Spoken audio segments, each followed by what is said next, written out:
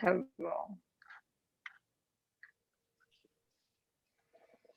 Então vamos fechando nossos olhos, agradecendo esse momento que a gente está aqui reunido para mais uma aula, mais um estudo em grupo, para que a gente possa ser abençoado e amparado nesse momento, que a gente consiga absorver todo esse conhecimento da melhor maneira possível, que a Ana e a Lúcia sejam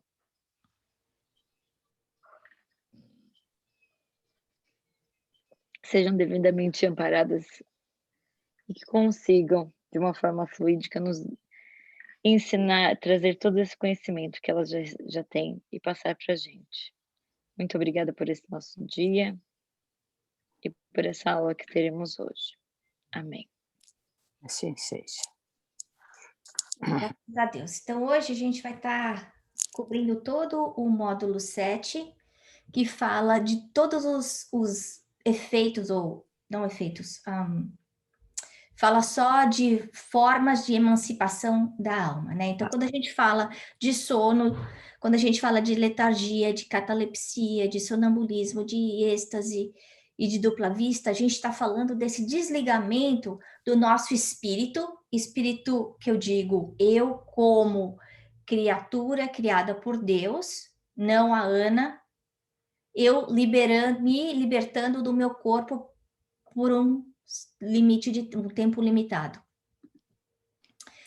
Então, aí, antes da gente começar, né, como a gente costuma fazer nas aulas anteriores, eu queria que a gente pensasse junto, né?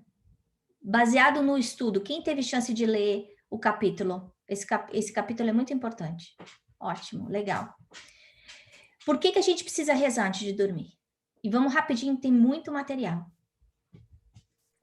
Nossa alma se desprendendo, ela vai ter a liberdade, e se ela tem vontade, ela vai se encontrar com os bons espíritos que estão ali para nos ajudar, né? Aproveitando essa emancipação, essa limitada liberdade que a gente tem, e a gente pode ser conduzido pelos espíritos bons que estão ali.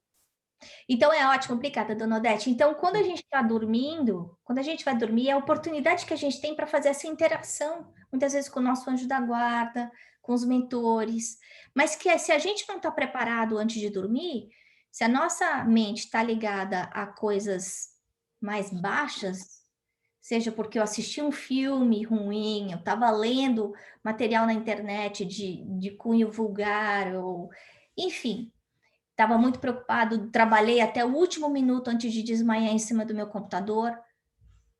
Eu não vou estar com essa ligação com os espíritos superiores.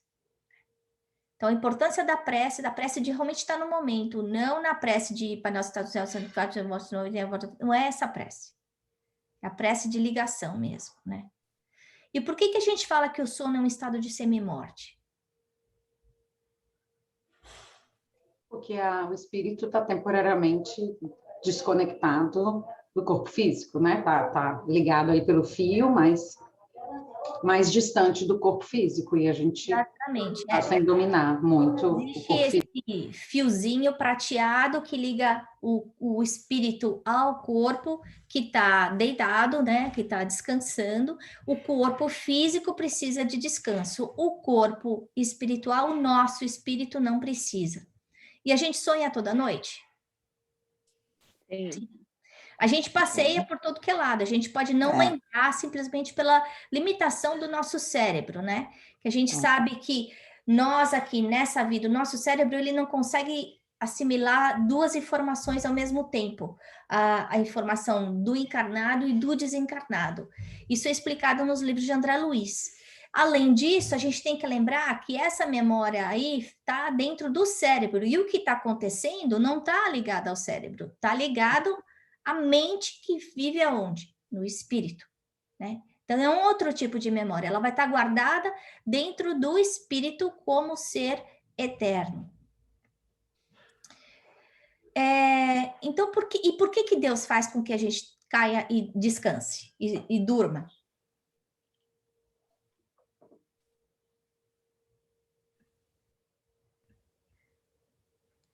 I Well, I think it's an opportunity for us to bring back some of the information that we may get while we're traveling around during sleep, because sometimes it is related to answering a question that we may have, or even showing us something that may occur, which is what I've had happen. Então, é isso aí. E eles fazem, e Deus fez isso muito também por caridade aos espíritos mais evoluídos do que a gente, né? E por quê? Porque imagina se tem lá um espírito super evoluído, do tipo um Chico Xavier e aí, ou um Bezerra de Menezes, que não precisaria mais se encarnar aqui na Terra e vem aqui ficar com a gente. Quão difícil seria se não tivesse nenhuma forma de ligação com o plano espiritual?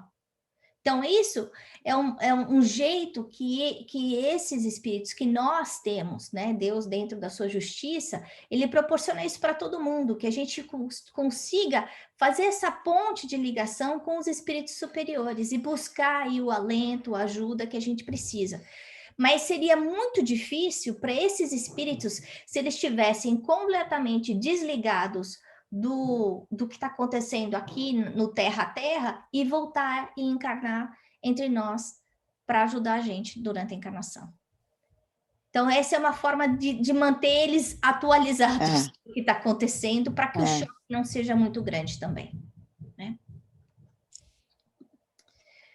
Bom, isso não é novidade, né? Então, essa conversa, sonhos, enfim, isso não é coisa de espiritismo. A gente vê isso, está escrito no Novo Testamento, né? Em Mateus, de José sendo avisado por um anjo para que ele fugisse do Egito, para se proteger. Então, a gente vê que essas mensagens aparecem para a gente como premonições, como conselhos, com muita frequência.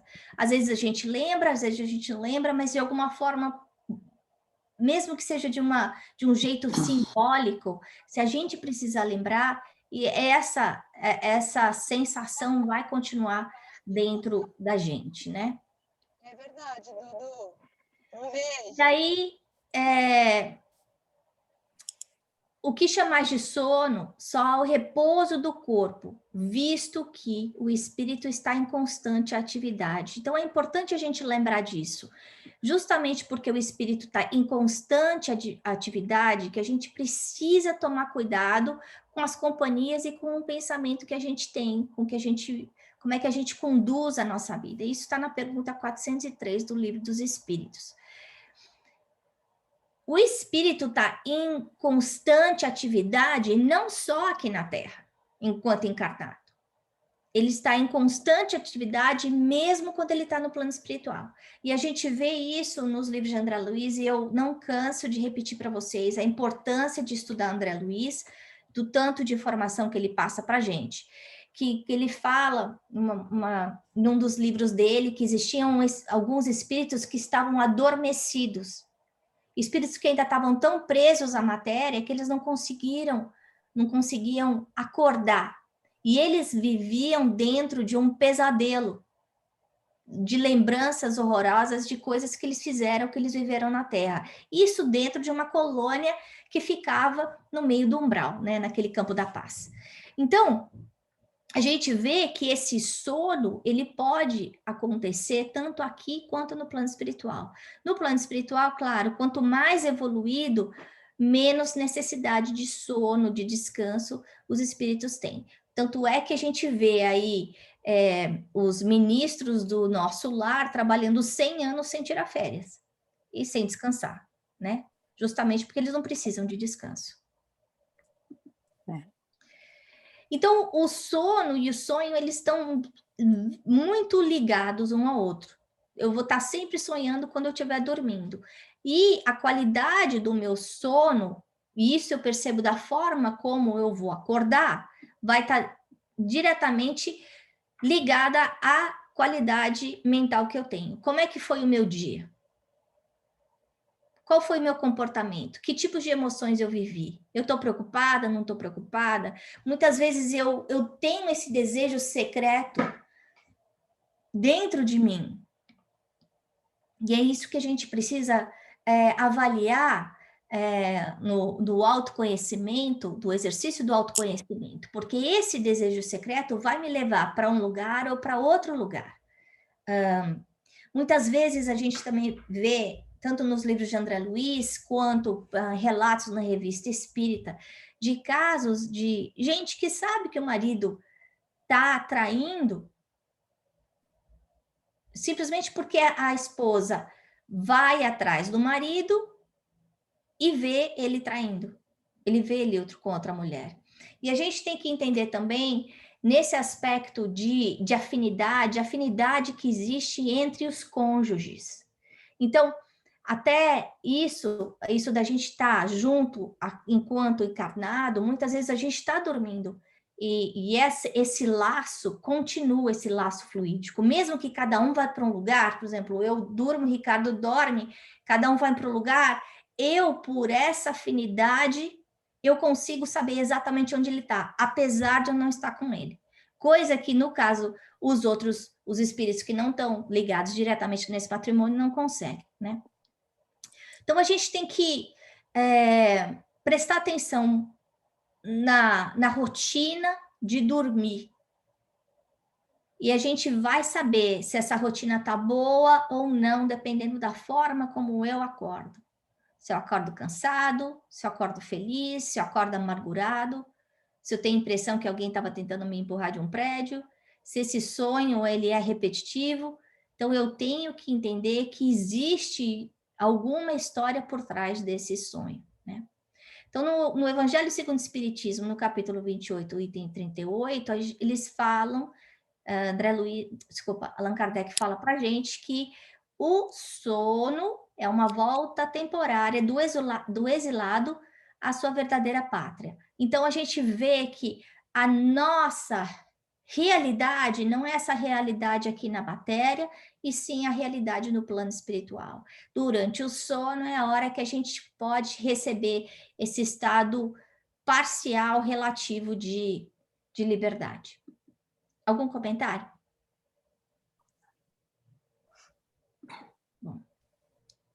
É uma libertação entre aspas, né, Ana? Porque depende das companhias, a gente não está nada libertado.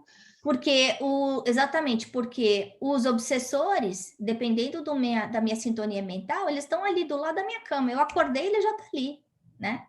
Me esperando, sentadinho, para me pegar. Então, a gente pode entender isso, essa oportunidade de descanso, né? Como eu já estava falando, dessa equação da sabedoria divina, né? Então, ajudar os missionários encarnados, dando estímulo, ajudar nós ainda, que ainda estamos titubeando, tropeçando com conselhos e aprendizados. Muitas vezes cuidar do nosso corpo físico e do corpo espiritual, e mais uma vez a gente vê André Luiz. Vocês já viram que nos livros de André Luiz, qual é a hora que os espíritos sempre vêm visitar a gente? Da meia-noite às 2 da manhã, sempre. Então, o que vai acontecer se eu não tiver a minha noite regulada na hora certa, né? E a gente vê aí a sabedoria da antiguidade, por exemplo, da Ayurveda, falando que a gente precisa ir para a cama cedo, a gente precisa dormir cedo. A ciência de hoje falando que o nosso REM é depois das 11 horas da noite, meia-noite, que é importante a gente estar dormindo nessa hora. E muitas vezes a gente fica fazendo o quê? Fica assistindo Netflix essa hora. Então, a gente está perdendo uma oportunidade de fazer essa ponte de ligação com esses espíritos que podem ajudar a gente. Outra coisa que a gente vê é que muitas vezes o nosso corpo perispiritual é cuidado e o nosso corpo físico é cuidado. Através do quê? De passes. Então, o nosso espírito é levado, por exemplo, a florestas, a praia. É muito comum a gente ver isso nos livros de André Luiz. E também os mentores vêm e dão passes, e a gente vê isso direto com os mentores que auxiliam André Luiz ao longo dos livros que ele escreveu, fortificando aqueles centros de força que precisam de mais ajuda. Inclusive, eu vou estar falando de um caso que é do livro Obreiros da Vida Eterna, da irmã Albina, que inclusive, por causa de um pedido, ela tem a sua vida na matéria estendida. Voltando aí no que a Letícia estava falando, da mesma forma que eu encontro os mentores, eu posso encontrar obsessores. o nosso sono é uma oportunidade da gente estudar, da gente aprender, da gente reencontrar parente e amigo, mas também é uma oportunidade dos nossos obsessores virem atrás da gente porque a gente está completamente livre, né? A gente consegue ser facilmente atingido. Algum comentário? Alguma pergunta? Não. Bom, nesses encontros a gente vê... Fala, Miguel. Não, é porque eu tinha uma pergunta, não deu tempo aqui de tirar do mundo, antes de falar rapidinho.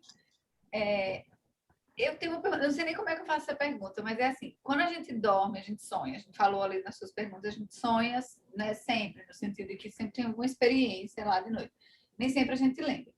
Às vezes, quando a gente lembra, é um negócio que não tem pé nem cabeça, não faz sentido nenhum, é um negócio de cabeça para baixo, não sei o que, não sei o que. A minha pergunta é mais ou menos assim, isso é meio que de propósito, porque tem alguma mensagem, ou é simplesmente o fato de que o nosso cérebro não consegue captar o que aconteceu? Aí a gente tem essas lembranças meio quebradas, porque a gente não está entendendo mais ou menos o que eu estou perguntando. Sim, e eu acho que tem as duas coisas. Tem um aspecto que muitas vezes eles vêm acalmar, ajudar a gente nas preocupações que a gente tem. Muitas vezes tem algum reencontro com alguém que a gente ama e precisa da ajuda, mas eles dão um jeito da gente esquecer aquele encontro. Então, a sensação boa fica, mas a gente não sabe, não consegue se lembrar. O outro aspecto é exatamente isso que você falou, que o cérebro ele não consegue guardar a atividade do que foi feita pelo espírito. Ele só consegue guardar a atividade que acontece quando a gente está acordado.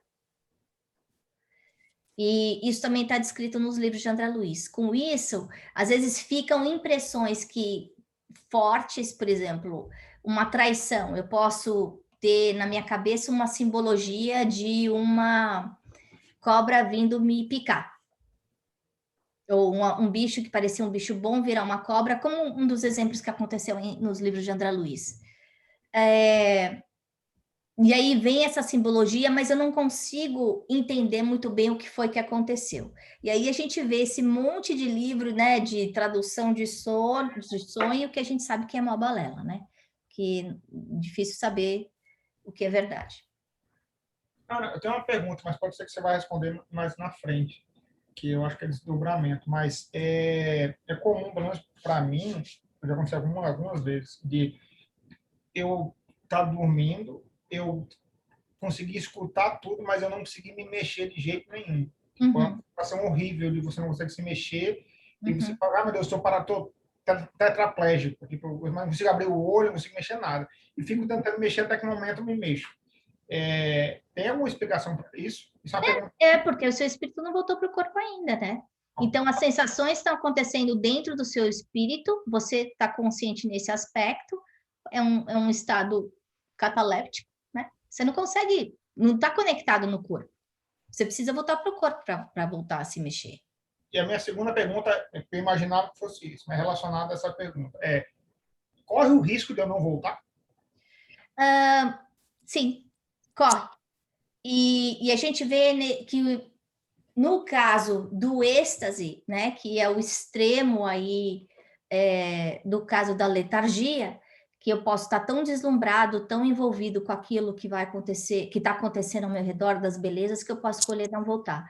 Mas a gente também sabe que mesmo no estado sonambúlico, quando a pessoa está aí, é o espírito, né, com um E maiúsculo, não o indivíduo. Então, a gente usando a terminologia da Joana de Ângeles, né, como self e como ego. Ego sendo a minha personalidade atual. Self e eu como ser universal, eterno.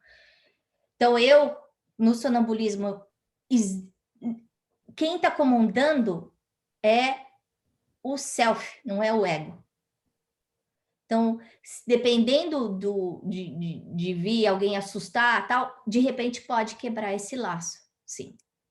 Obrigado. Bom, a gente já falou disso, né, das oportunidades que a gente pode ter, inclusive viagens astrais a gente pode fazer.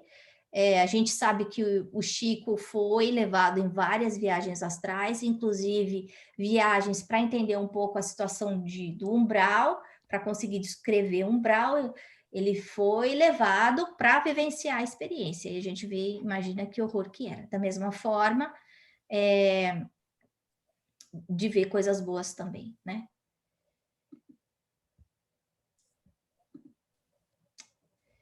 Então, indo para o roteiro 2 agora, que esse roteiro é um pouquinho mais complicadinho.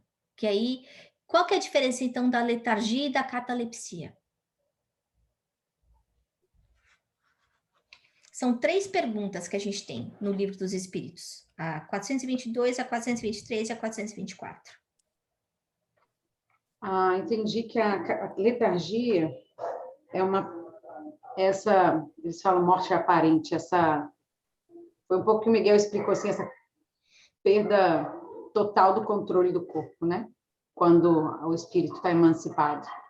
Exatamente. E a catalepsia seria algo mais parcial, de uma perna, um membro, uma parte superior, uma parte inferior, algo mais parcial, onde você sente que você não tem controle, mas seria menos intenso e expandido que a letargia. A letargia seria esse estado mais que parece que está morto, aí dá alguns exemplos, né, da Bíblia. Uhum. Isso. Então, a letargia é esse estado de semi-morte mesmo. Você tem a impressão que a pessoa morreu. Mas ela morreu, mas ela não desencarnou. E eu vou fazer essa comparação daqui a pouquinho, tentando explicar o que é morte e o que é desencarne. Na letargia, ela tem essa aparente morte, mas ela não desencarnou. Significando o quê? O espírito continua conectado ao corpo através daquele fio prateado que eu expliquei para você. No caso e normalmente essa letargia, ela não é provocada, ela é natural. No caso da catalepsia, ela pode ser provocada magneticamente, né? Então, por exemplo, com uma hipnose. Outra coisa, onde é que está a sensibilidade do indivíduo? No corpo ou no espírito?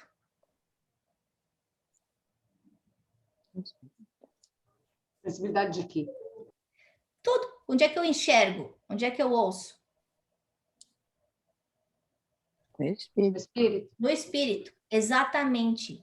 Então, o que acontece? Se eu estou dormindo, andando, e talvez a Tabata possa falar isso com a gente. Se alguém conversar com a Tabata quando ela está num estado sonambúlico, ela não vai lembrar de nada. Porque ela não está conectada. Não é a Tabata ego, é o espírito eterno que está ali. A memória não está sendo usada. Então, a gente vê isso, a gente vê, então, que no momento desse desligamento parcial, o que vai acontecer? Eu consigo ter acesso a todos os arquétipos que eu tive em vidas passadas. Então, vamos supor que numa vida passada eu fui médica e eu consegui descobrir muitas coisas e conheci o corpo profundamente. Então, de repente, num estado cataléptico, por exemplo, no estado sonambúlico, eu consigo dar receitas médicas, apesar de eu não ser médica nessa vida, né? É isso que eu estou querendo dizer dessa sensibilidade. Esse conteúdo que vai estar sendo alcançado vai estar sempre no espírito, nunca na carne, tá bom? No caso, na última pergunta que eu estou colocando aqui, uma pessoa que está aparentemente morta, então ela está no estado letárgico, como a Letícia falou. Ela consegue ver o enterro dela? Consegue. Mesmo que o corpo está dentro do caixão, mas quem é que está vendo? Espírito. O espírito, exatamente, né? No caso da letargia, a gente tem alguns exemplos, né, na Bíblia. Em João, no capítulo 11, quando as irmãs de Lázaro vêm pedir ajuda, ele fala, nosso amigo Lázaro adormeceu e eu vou lá acordar ele. Então, Jesus, naquele instante, ele tem a capacidade da clarividência, né? Ele tá vendo ele a clarividência é sempre anímica. Esses fenômenos que a gente está vendo são todos fenômenos anímicos, tá bom? O sonambulismo pode ser um sonambulismo mediúnico, mas depois eu explico como é que funciona isso. Mas são todos fenômenos anímicos. Sou eu, como meu espírito, como self, me afastando do corpo e fazendo alguma coisa. Nesse caso, o que aconteceu? Provavelmente Jesus foi lá, né? Pinda, viu, entendeu que Lázaro não tinha morrido. Ou melhor, ele tinha morrido, mas ele não tinha desencarnado. Ele só estava dormindo.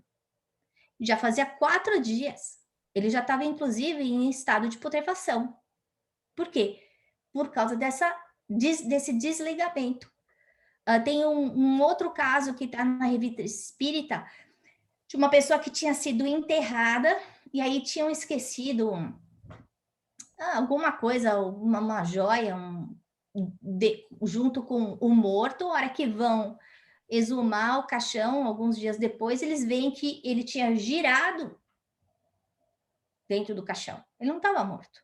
E uma parte da mão dele já tinha sido comida pelos bichinhos, né? Já estava em deteriorização mesmo, né? O espírito, tanto na letargia quanto na catalepsia, ele está afastado do corpo. Então, ele não consegue se comunicar. Ele está vendo tudo o que está acontecendo. Ele não consegue se comunicar com o quê? Com os encarnados. Mas ele consegue se comunicar com os desencarnados? Sim ou não? Sim. Sim. Ele consegue. E essa comunicação que ele faz com os desencarnados é feita através do quê? Espírito? Hã? Do espírito? Não, eu já estou falando do espírito, mas como é que ele se comunica? Pensamento? Pelo pensamento, exatamente. Então, não há necessidade de palavras, né? A gente lembra que o espírito não tem olho, o espírito não tem boca, ele não precisa disso. Ele pode ter, o perispírito pode ter, simplesmente porque é aquele molde do corpo espiritual, né? Então, quando ele se desloca do corpo físico, quem está se deslocando é o quê? Um envoltório semimaterial chamado perispírito e o espírito. Então, ele tem aquela forma do encarnado. Mas eu enxergo com todo o meu perispírito. Eu sinto a dor com todo o meu perispírito. E eu me comunico pelo pensamento. Então, se a gente for pensar nisso, Jesus reviveu alguém que já tinha morrido? Sim, mas não quem já tinha desencarnado.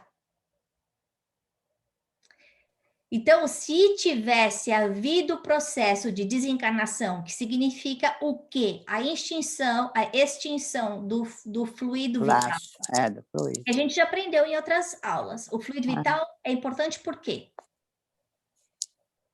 Une, né? Não une. Não une.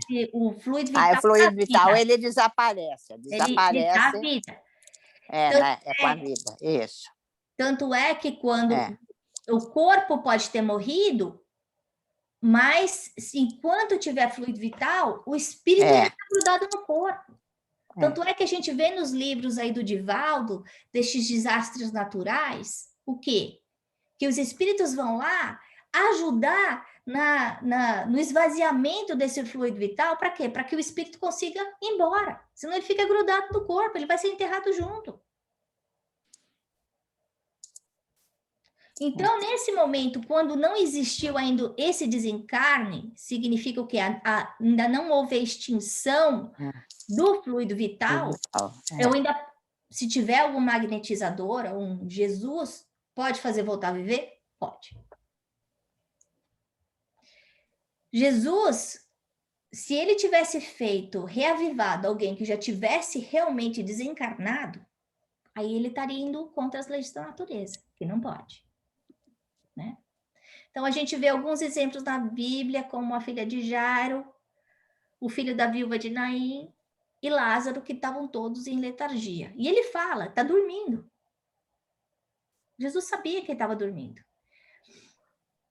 Miramês também fala bastante disso no livro chamado Filosofia Espírita, para quem tiver mais interesse, tá?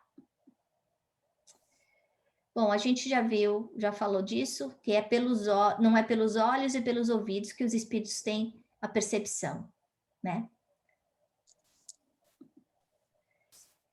Na pergunta 423, na letargia, pode o espírito separar-se inteiramente do corpo, de modo a imprimir-lhe todas as aparências de morte e voltar depois de habitá-lo? Sim, porque na letargia o corpo não está morto, o corpo não está morto, não desencarnou mesmo. São só as funções que aparentemente são conhecidas pela medicina da Terra que parecem ter acabado. A vitalidade está no estado latente. Na 424, que é o que a gente falou. Se alguém chegar, algum magnetizador, encarnado ou desencarnado, e ajudar aquele ser que ainda não desencarnou, ele pode voltar a viver? Pode. E a gente já viu isso nos livros de André Luiz também. Então, comparando a morte e o desencarne, a morte que ele está falando é do corpo físico, essa coisa aparente, onde ainda pode haver o fluido vital. E o espírito ainda está ligado ao corpo físico. Um dos casos que tem é da Ivone Pereira, que ela inclusive relata num dos livros dela, que quando ela tinha 1 mês, ela teve um ataque de tosse e ela ficou desacordada, como se tivesse morrido. Agora, o que aconteceu foi que a mãe dela rezou, ela voltou. Então, ela fala mesmo que justamente porque não tinha ainda rompido aquele elo de ligação entre o corpo e o espírito, ela conseguiu voltar pela prece da mãe. E aí a gente vê a importância da prece da mãe. Nos livros de André Luiz também, como eu comentei, no capítulo 17 do livro Obreiros da Vida Eterna, fala da história da irmã Albina, que também já estava na reta final dela. E aí, a prece de um filho adotivo dela, um espírito que era muito evoluído, não foi uma prece egoísta, do tipo, não deixa minha mãe e vó embora, não. Foi por um motivo muito justo. Ele pede a extensão da vida da Albina, porque ele estava com medo de que a filha da Albina perdesse a criança que ela estava esperando por emoção, por tristeza, e essa criança ia ser a esposa dele. Ele sabia disso tudo, porque ele era um espírito muito mais evoluído do que todo mundo que estava lá naquela casa. Esse pedido é ouvido e ela vive mais 6 meses, eu não me lembro exatamente quantos meses, até a filha poder ter o filho, para ela não perder, não ter um aborto involuntário. No caso do desencarne, é quando a gente fala desencarne, é quando tem a extinção do fluido vital. E aí, nesse caso, quando esse laço foi cortado, e a gente vê isso nos livros de André Luiz também, inclusive esse corte desses laços. O que ele fala de desatar. Aí não tem mais jeito. Aí morreu mesmo. Alguém quer comentar alguma coisa?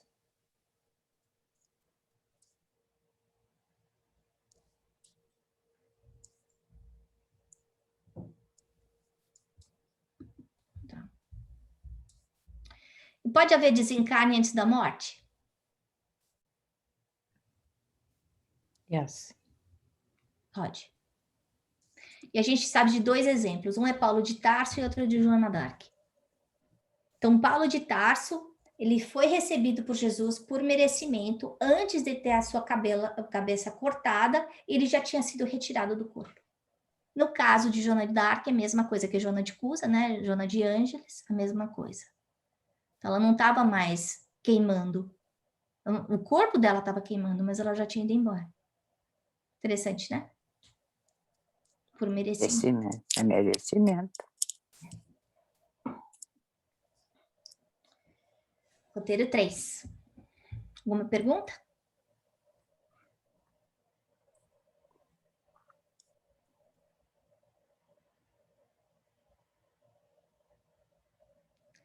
Então, o que acontece no momento do sonambulismo, pessoal?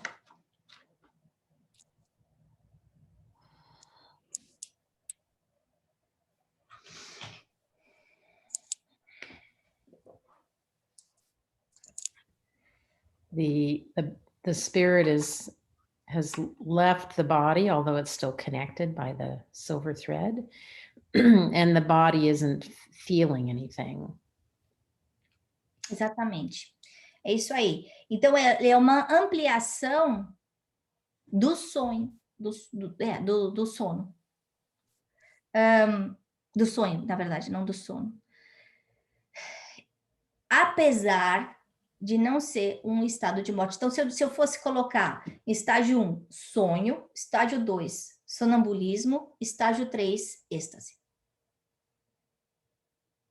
Cada um, esse desligamento acontece de uma forma maior. Como eu estava falando, no caso do sonambulismo, mesmo que apareça alguém para falar comigo e eu converse, a hora que eu acordar eu não vou lembrar de nada.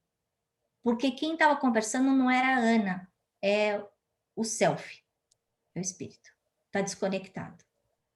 Muitas vezes esse sonambulismo pode ocorrer por preocupação. Então, a gente vê, inclusive, André Luiz falando de um caso, André Luiz não, de Kardec falando de um caso de um homem que trabalhava com ele, que fazia taxes para ele, era um accountant, uma coisa assim, que estava muito preocupado de tudo que tinha que fazer e não tinha tempo, e ele trabalhou a noite inteira. Fez tudo que tinha que fazer. Aí, a hora que ele acordou, já estava tudo feito. E tinha sido ele mesmo que fez durante a noite, só que ele não lembrava. Tem um outro caso muito interessante que Kardec conta, de um farmacêutico que era sonâmbulo, as pessoas sabiam, e aí, para testar se ele sabia o que estava fazendo, né? Porque ele acordava de noite e fazia lá as receitas dele. Colocaram uma receita errada, que em vez de ser remédio era veneno, e ele não fez a receita falando que a receita estava errada, né?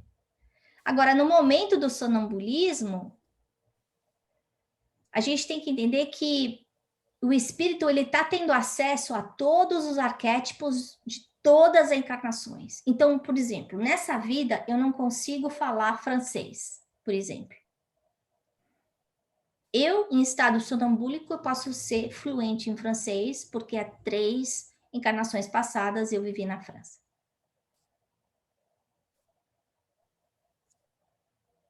Tá? O sonambulismo, quais os tipos de sonambulismo, pessoal?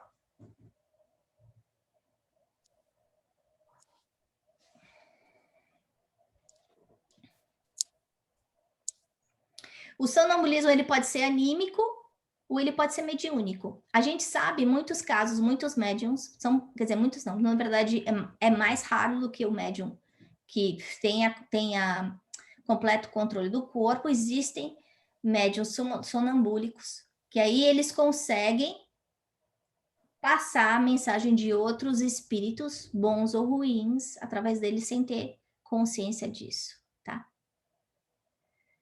Qual que é a diferença entre o sonambulismo e o êxtase? Ecstasy can happen while someone is awake. They don't have to be sleeping. Não. No? Eu acho que, pelo que eu entendi, assim, o êxtase, primeiro que o sonambulismo e o sonho, a gente fica primeiro perto da crosta terrestre, né? Isso. E o êxtase, a gente vai para lugares mais distantes e muitas vezes mais angelicais, mais superiores.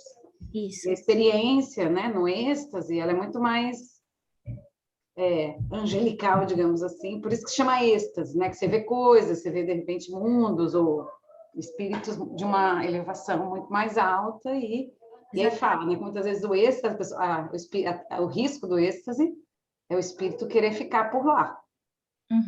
É isso aí. Então, no sonambulismo eu estou preso a todas as colônias de encarnados e desencarnados que vivem aqui na Terra. Então, eu posso visitar nosso lar, eu posso visitar o umbral, Mas, se eu estiver em êxtase, eu posso ir visitar Júpiter. Não adianta eu dormir, sonâmbula, e falar, hoje à noite eu vou visitar meus amigos lá em Júpiter. Eu não vou conseguir. Mas como a Letícia falou, outra coisa interessante é que muitas vezes essa impregnação de coisas lindas é tão forte que é muito arriscado o espírito não querer voltar. Existe limite dessa distância que o espírito consegue ir? Sim, existe. Existe perigo dele não voltar? Existe. Se ele resolver não voltar, isso é um suicídio indireto. É um suicídio. Ana, deixa eu perguntar uma coisa. Eu não sei se eu entendi direito o sonambulismo. Eu estava até lendo aqui de novo para ver se... Eu entendi na teoria, assim, que é o estado de independência do espírito, eu entendi a escadinha quase, né? Tipo sono, sonambulismo, êxtase.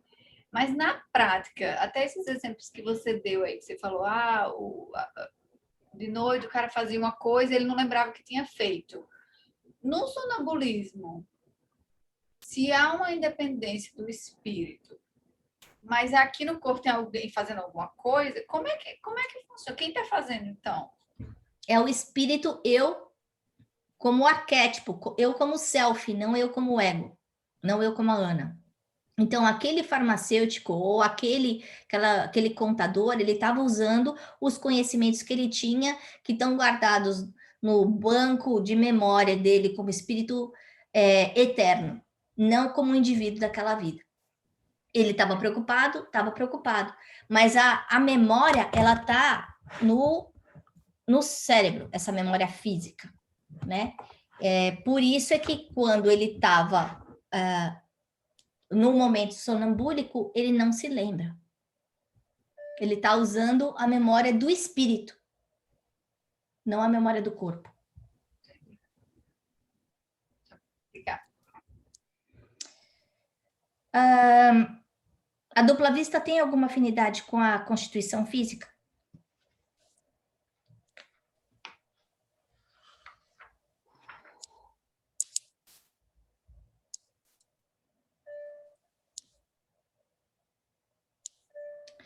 No caso da dupla vista, algumas coisas. Primeiro, como a Carrie falou, não, da dupla vista eu estou acordado, eu estou consciente. Eu não estou dormindo. Diferente do sonambulismo e do êxtase. Primeira coisa. A outra coisa é que a dupla vista ela pode ser desenvolvida. Quando a gente está quando a gente está desenvolvendo a mediunidade, muitas vezes a gente faz esse exercício de dupla vista. É trabalhado, como qualquer outro talento, tá bom? Então, quanto mais prática eu tiver,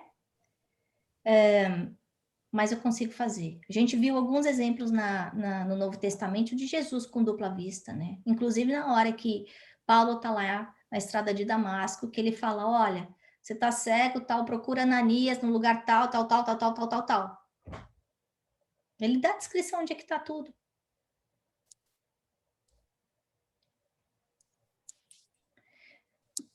Agora, a diferença é que na dupla vista não existe a interferência de outro espírito. Não é outro espírito falando para mim. Então, a diferença da vidência para a clarividência, tá bom? Na vidência, existe mediunidade. Por quê? Porque existe uma interação entre um encarnado e um desencarnado. Então, por exemplo, eu estou num trabalho mediúnico e eu enxergo uma tela mental. Essa tela mental, por exemplo, eu enxergo, eu faço um pedido, peço uma ajuda e de repente aparece dentro de mim, na minha frente, um parque, ou um padre estendendo a mão, ou me dando um presente. Isso é evidência. Por quê? Porque foi um outro espírito que foi lá e colocou aquela imagem para mim.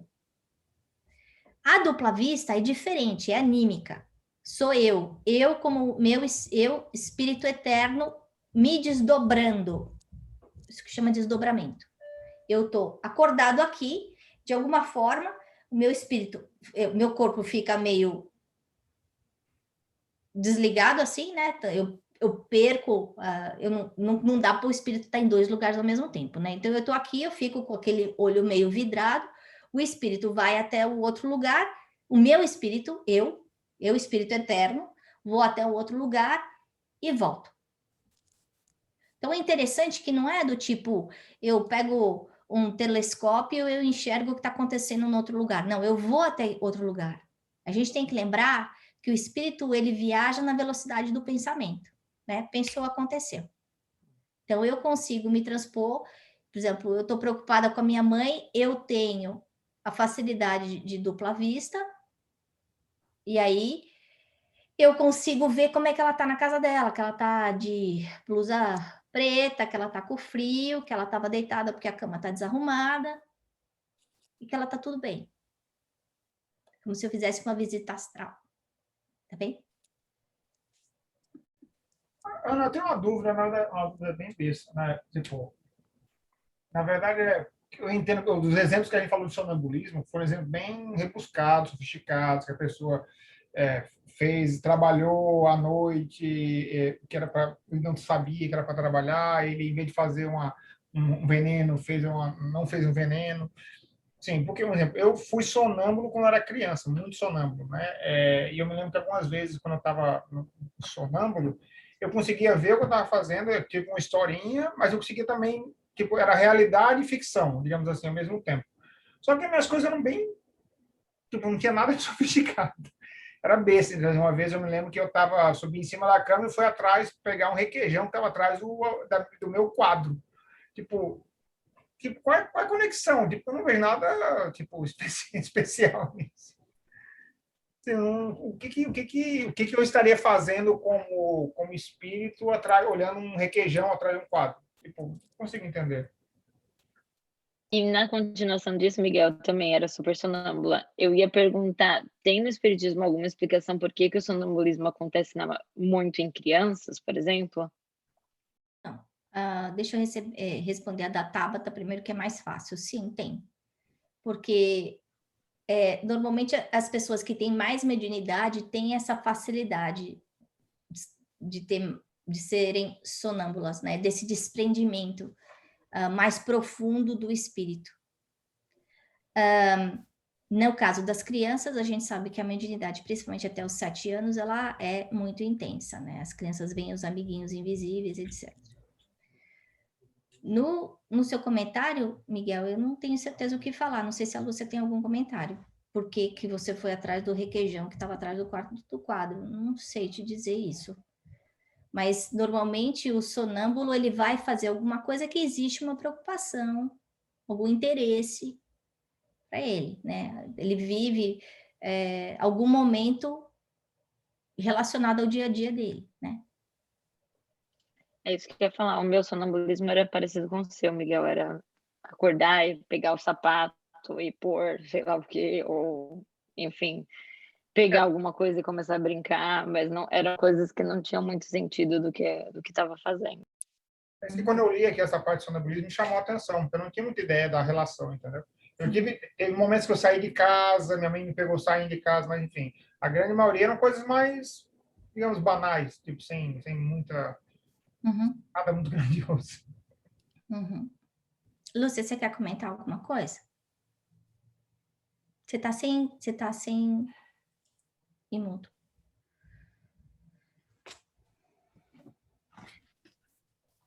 Eu estava aqui pensando num detalhe que eu considero fundamental. É a gente não correr o risco de querer ter todas as respostas, considerando que cada caso é um caso.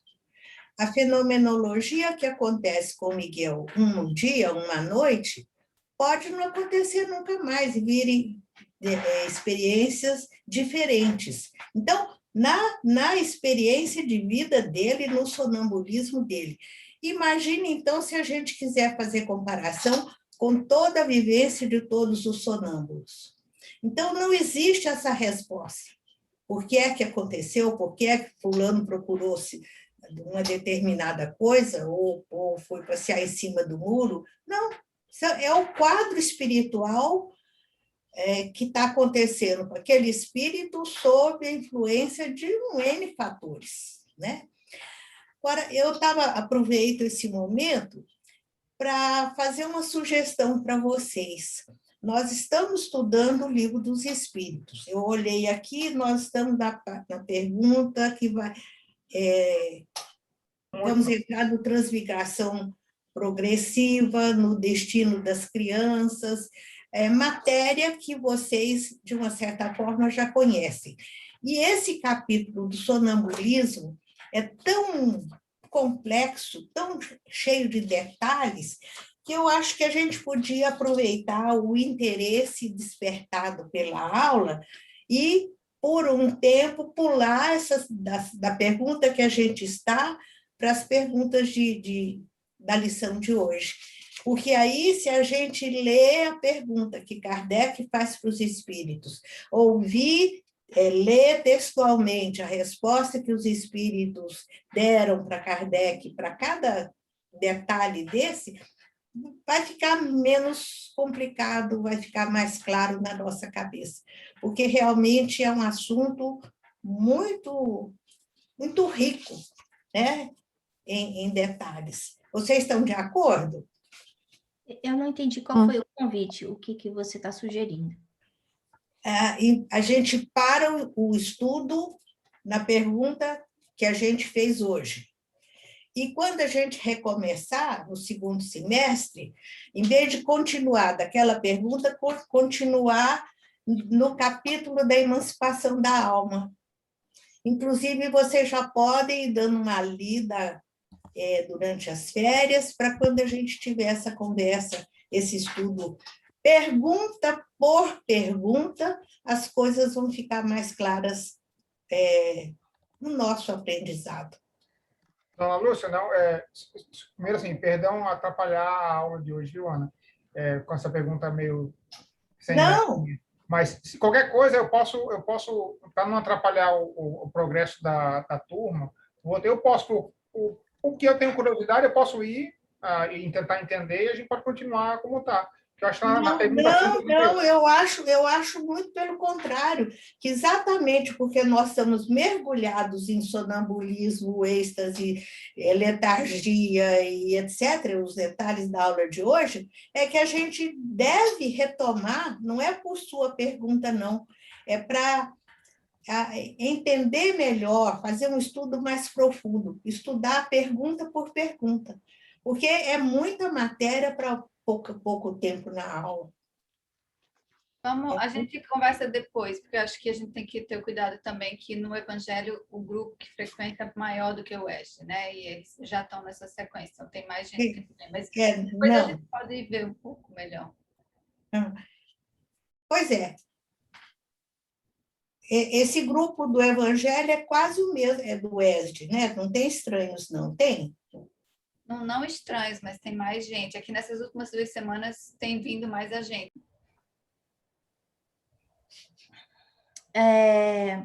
O sonambulismo tem alguma relação com o sonho? Tem, né?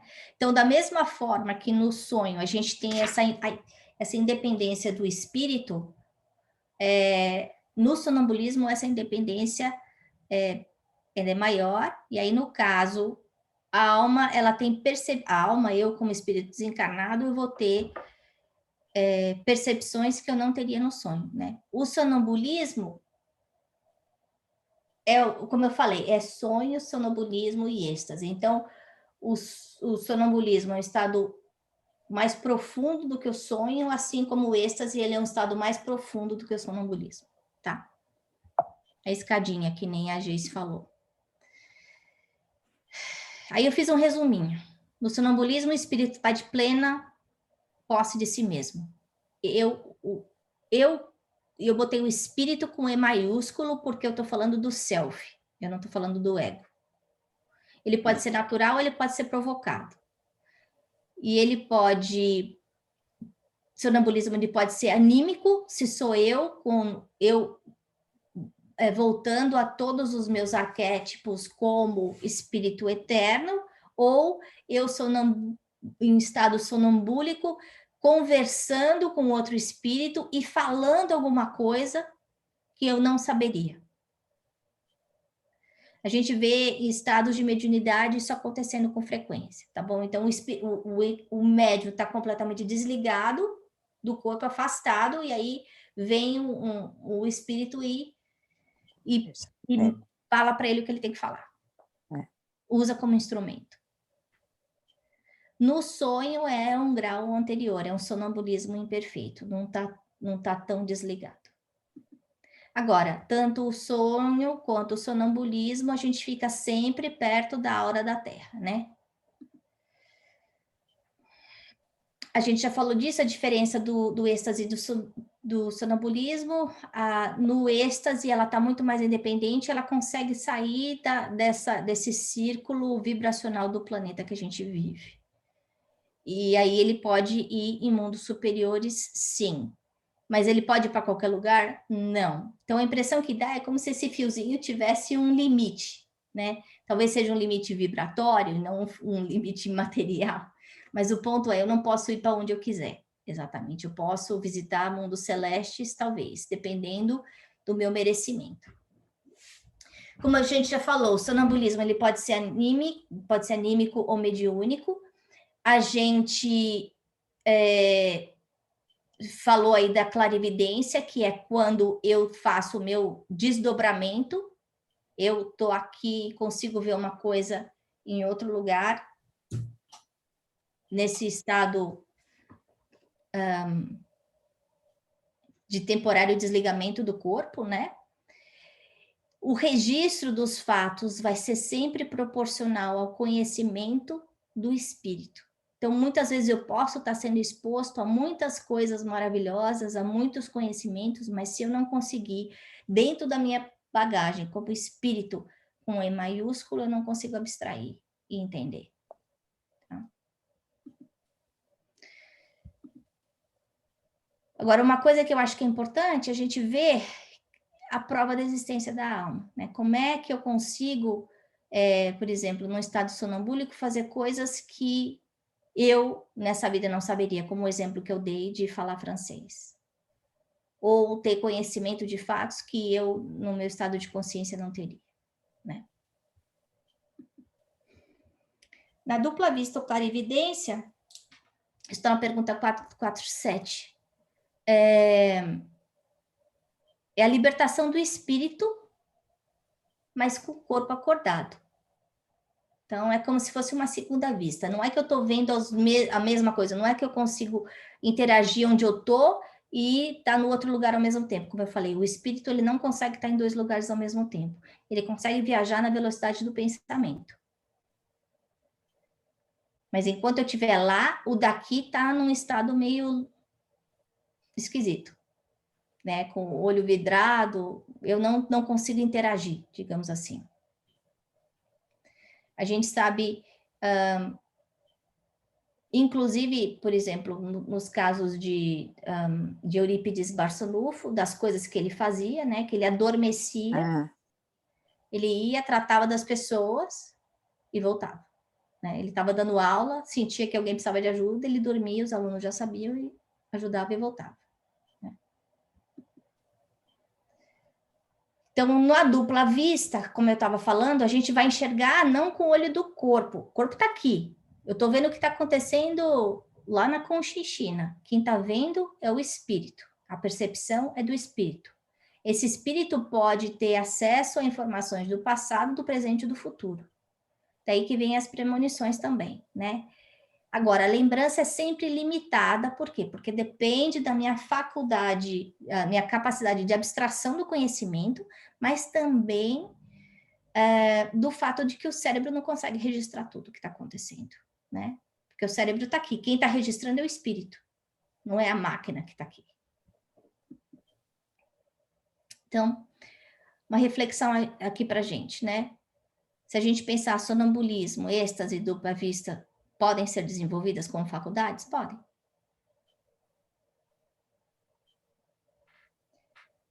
O sonambulismo a gente já falou que é uma prova da imortalidade da alma quando eu estou fazendo coisas ou dando informações que o meu ego, a minha existência atual, não tem. A outra coisa, a gente já comentou sobre isso, se todos os médiuns videntes são sonambúlicos, não. A gente está vendo aí a diferença da vidência com a clarividência. O médium vidente, ele está tendo a interferência, a ajuda de um terceiro, de um espírito. No caso da dupla vista, é um estado anímico, né? Agora, uma última pergunta. Um cego pode ter dupla vista e descrever uma situação? Olha, Por quê? porque ele está em... do espírito, não do corpo. Exatamente. Olha que o espírito que vê. espírito que vê. É. Exatamente. Isso aí a gente também já falou. E aí o ponto aqui, que se ele ultrapassar os limites, ou se ele resolver que ele não quer voltar, ele pode não voltar e ele pode desencarnar. Isso a gente está vendo na pergunta 455, no êxtase, e aí tem o caso do Pergolese, que recebeu essa música, a Sabta Mater, e ele compôs simplesmente porque ele ouviu essa música no plano espiritual, né?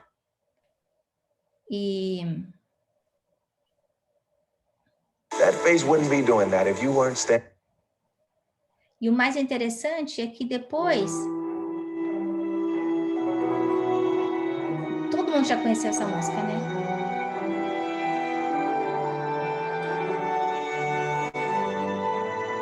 Essa música foi escrita num estado de êxtase.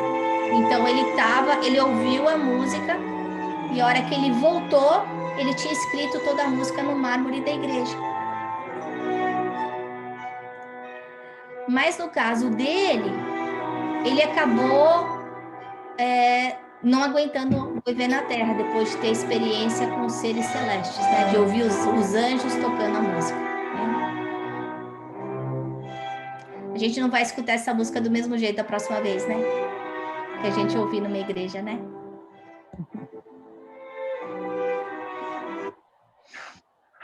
Bom.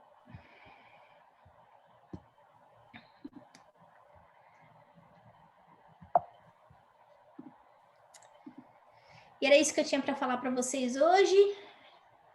A gente atrasou um pouquinho, passou um pouquinho do tempo, eu peço desculpa, tem muito conteúdo. E a gente vai aí. Faz a prece final para a gente, Aline, por favor.